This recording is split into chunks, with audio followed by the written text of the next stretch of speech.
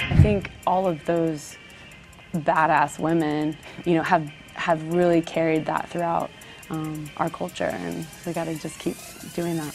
Hey everyone, I'm Bobby. This is Kaylin. During the 2018 Audi MLS Cup playoffs, we welcomed several guest analysts to the studio. While they were here, they started to share their stories, and we knew we had to get them in here for some special conversations. Last week, we let you in on how Taylor Twellman got introduced to being a member of the media. Well, this week we welcome Women's World Cup champion and legend, Krieger. We talked about what she believes her role in the women's game is, her most embarrassing moment on the field, and of course, playing in a World Cup in Germany, where she also played professionally for FC Frankfurt. Playing in a World Cup in the country that I started my pro career was pretty incredible to me and very special. So I was out on the field and I was just trying to take it all in, because you never know, if you're going to be back or if you're playing the next game, so you have to enjoy it in the moment. So I just try to take it all in, and obviously you're really nervous for the first 5-10 minutes, and then once you connect those first few passes, you're good. But it was very, very exciting. Starting your career abroad is tough, and I know, Bobby, you got to play in Sweden. What was one of the biggest challenges for you going and acclimating to a new country? Probably after practice. In MLS or in college or probably with the national team, you hang out with people after practice, right? You go to lunch, you go to a movie, you get a drink. But when you're abroad, it's just you. And partially because the bonus structure is different, partially because whenever somebody new comes into a team, they're not welcomed. But after practice, I spent a lot of time watching Netflix on my laptop or eating lunch by myself. I don't know if you try to learn the language, if you took courses or anything. A little bit. Make them try. At the beginning, I didn't, and then I was like, okay, well, a lot of my teammates, I didn't expect them to speak English, and not many of them wanted to, because I feel like in Germans, if they can't do something really well or perfect, they don't really try.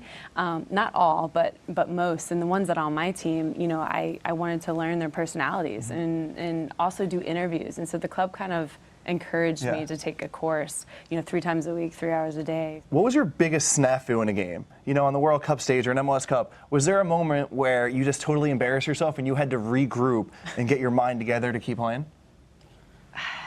I remember, I was telling this story the other day. I remember playing against France, and Nassib was dribbling at me. This was just in a friendly, but luckily.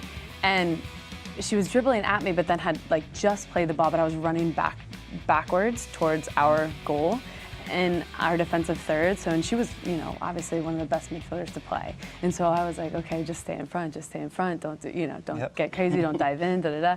And she dribbles and she passes it to the midfielder to then run on and behind. I tripped backwards. This is when Christy Rampone was I remember this. I remember. I fell backwards and I was like, oh my gosh. And I tried to play it off and get up. It was really wet out, so I was like, okay, maybe they didn't think she just juked me. But that was probably a really embarrassing moment for me in the middle of a game. Well, how'd you regroup? What's the second part I just got up and I was like, okay, I gotta just pretend nothing happened. Luckily, the ball got played to the right, so everybody then looked the opposite way. But I'm sure the whole stadium. And you played well the rest of the game? Yeah. Okay. I got a red card my rookie year on the road, nationally televised game against Columbus. And it was, I think this was my second or third start ever, and I really didn't even mean to, I swear, but I kicked Brian Carroll in the face on accident. He was the nicest guy ever. Yeah. But the ball was coming over my head, and I put my foot up a bit high, his head went down, got a red card. And I just remember watching the last 30 minutes in the locker room, and we were winning 1-0 at the time. And they came back and we drew the game 1-1. Yeah. And the rest of the guys are just running, their butts off, trying to keep the lead. And as a rookie, I was like, oh, these guys are gonna kill me. So I didn't actually get to redeem myself, unfortunately, but it could have been worse.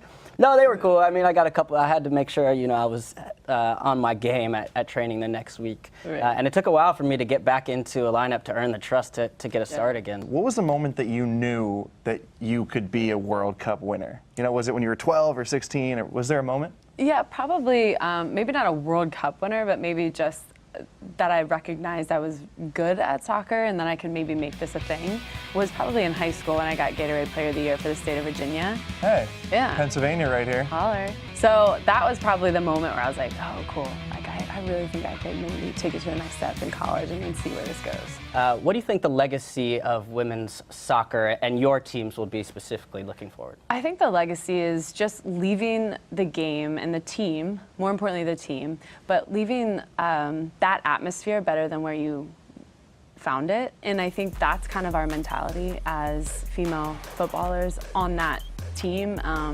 You know, personally, I really stand behind that. I just want to be a really good person, but a really good teammate, because people are going to remember that more so than, you know, how you play. It's about how you're treating, you know, people and your teammates specifically. So as long as we can kind of keep that culture that, you know, we're working our butts off in order to leave it better than where we found it, that's kind of, I think, our mentality. And that's what we've learned from the previous players and from Christine Lilly, Mia Hamm, Abby, Christy Rampone, you know, all these, Michelle Akers even, people who are players who I've looked up to, you know, growing up, Cindy Parlow even. So I think all of those badass women, you know, have really carried that throughout our culture, and we got to just keep doing that.